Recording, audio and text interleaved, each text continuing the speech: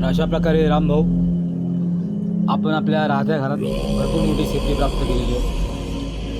अलीकडच्या काळामध्ये आपल्याला परमेश्वराची बरीच मोठी साक्षात्कार या घरात झालेले आहेत आणि जी गोष्ट आपण प्राप्त करण्यासाठी काही अनुष्ठानं केली, काही तप केली, ती सिद्ध होत आहेत आता.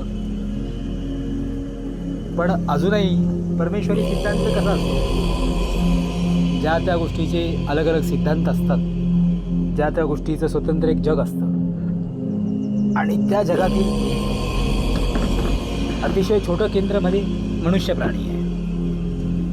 आणि यातूनच पुढे आपण आता जीवनाचे यशोशिखर गाठणार आहे.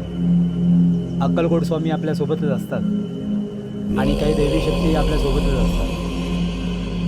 अलीकडच्या काळात आपण जैन धर्माचा एक मजबूत सहारा घेतलेला आहे, कारण की पुढे भोलेनाथांनी, गारोडीनाथांनी आपल्या नशिबात ते लिहिलेलं होतं आणि ते आता आपण साध्य करत आहोत. ओके, आता राजकोट मार्गे इंडस्ट्रियल एरिया करून, पुन्हा अहमदाबाद करून, ढोबळा प्रोजेक्ट करून, कच्छ मार्गे आणि पुढे दिल्ली वगैरे करून परत मुंबईकडे येणार आहे.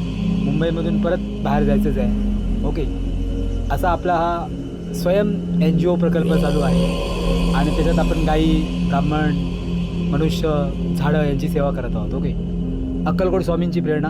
जय शिवशंकर.